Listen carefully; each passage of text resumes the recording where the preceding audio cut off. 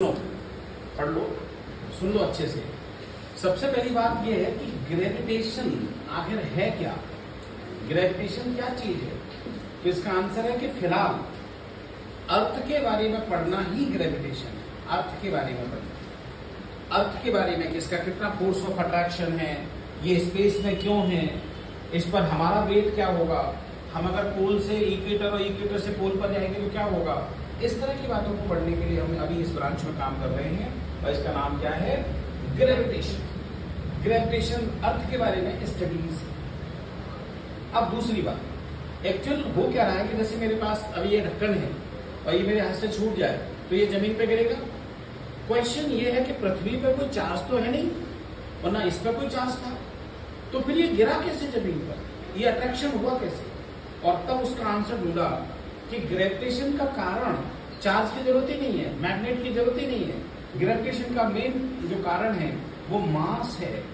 और पता चला कि चार्ज ही नहीं, मैग्नेट ही नहीं, नॉर्थ और साउथ पोल नहीं, मास भी मास को अट्रैक्ट करता है विदाउट चार्ज और विदाउट मैग्नेटिक प्रॉपर्टी। तो मास से मास का जो अट्रैक्शन है that is called basically gravitation.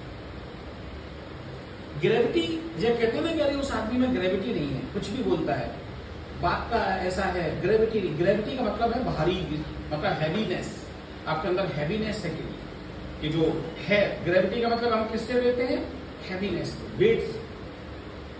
तो ग्रेविटी का मतलब ही सीधा सा है कि अर्थ आप पर क्या फोर्स लगा रही है, you want to study that, तो उसका नाम हमने ग्रेविटेशन रखा। और ये देखा कि सन के चारों तरफ पृथ्वी चक्कर लगा रही है, पता नहीं कब से लगा रही है, कब तक लगाएगी। क्वेश्चन है व्हाई, तो उसका आंसर है कि इसका भी मास है, मास ऑफ अर्थ, ये भी मास ऑफ सन, इनके बीच का गैप आर, तो इनके बीच में एक ग्रेविटेशन फोर्स है जी, mass of sun into mass of earth upon distance का स्क्वायर। और तब ये एक बड़ा फॉर्मूला सबसे पहले जिस आदमी ने दिया उसका नाम था न्यूटन।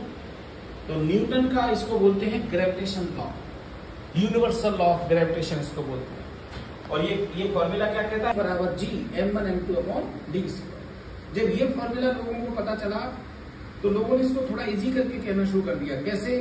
कि भाई ग्रेविटेशन फोर्स दोनों मास पर डिपेंड करता था कि नहीं, तो उन्होंने लिखा कि gravitation force is proportional to the product of masses, और डिस्टेंस का स्क्वायर नीचे है, तो this force is inversely proportional to the square of distance. और जब हमने इनको मिलाया तो हमें मिला m1 m2 upon m1 upon D square. हटा दो तो ये आ गया g m1 m2 upon D square.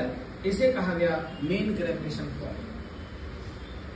इसमें अगर आपसे कोई पूछे कि जी क्या है, स्मार्टनेस आपकी इसमें है कि आप नोट्स नहीं देखते और आपकी सारी वैल्यूज आपकी उंगलियों पर है, टिप्स पर है, यू आर मैजिकल।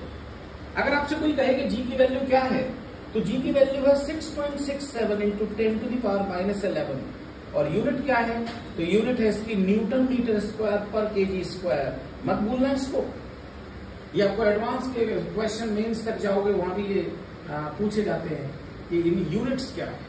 अब बात आती है कि सन का मास क्या है? सन का मास, तो सन का मास लगभग 10 की पावर 31 टन है, 31 टन सन का मास। अर्थ का मास कितना है? अर्थ का मास मासूम सा 6.0 10 टू द पावर 24 केजी। रट के रखो। अर्थ की रेडियस कितनी है? अर्थ की रेडियस जो है, अर्थ की radius means when you are talking about earth, तो रेडियस अर्थ की ये हुई, और ये जो है ये है 6.4 10 टू द पावर 6 मीटर, या फिर 6400 किलोमीटर। किलोमीटर वाली वैल्यू ज्यादा याद रह जाती है, 6400 किलोमीटर। समझ गए? समझाऊं? तो यहां पर ये ग्रेविटेशन फोर्स आ गया, ये रेडियस आ गई, मास आ गया।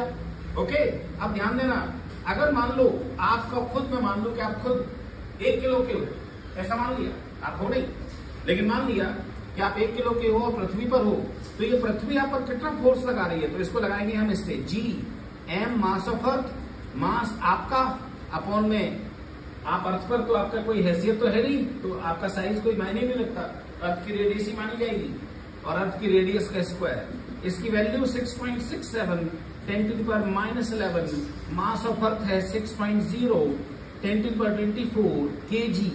आपका मास 10 किलो माना था, 10 किलो रख दो और अपॉन में 1 किलो मान लो, फिलहाल सस्ता पड़ेगा अपने को। और आर की वैल्यू है 6.4 10⁻6 इसका स्क्वायर। अब आप जानते हैं कि पावर स्क्वायर में 6 2 12 होने वाली है, फिर ये ऊपर जाएगा, इसको सॉल्व करोगे। मैं कहता हूं सॉल्व कभी मत करो, you must keep all these things on your tips. इसका जो आंसर है it is always 9.78 if you are serious enough. अगर आप सीरियस हैं तो, लापरवाही दोगे तो इसको 8 बोल देते हैं, और जब ज्यादा लापरवाह हो जाते हो तो इसको आप 10 कहने लगते हो। 10 कहने से हमने अपनी लाइफ आसान बना ली, पर गलतियां कर दी कितने परसेंट? 2.5%। हमारा नेचर बहुत गंदा है, ये याद रखिए।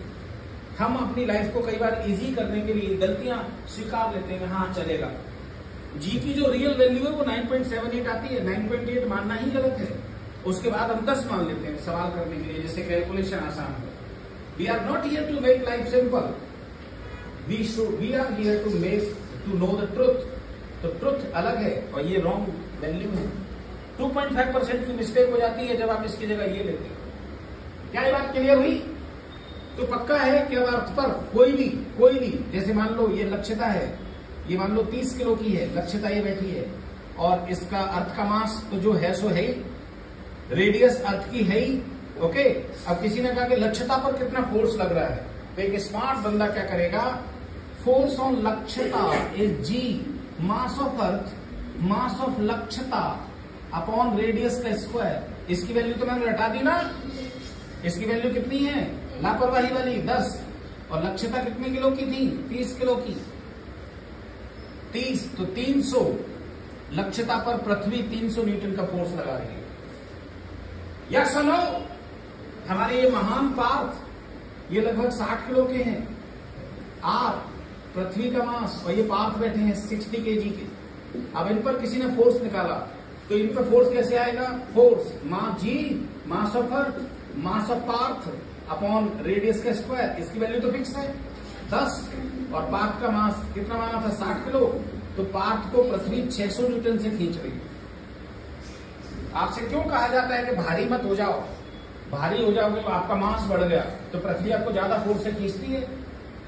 अब ज्यादा फोर्स से खींचती है और फिर आप चलते भी हो तो पैर उठाते हो, तो यू अप्लाई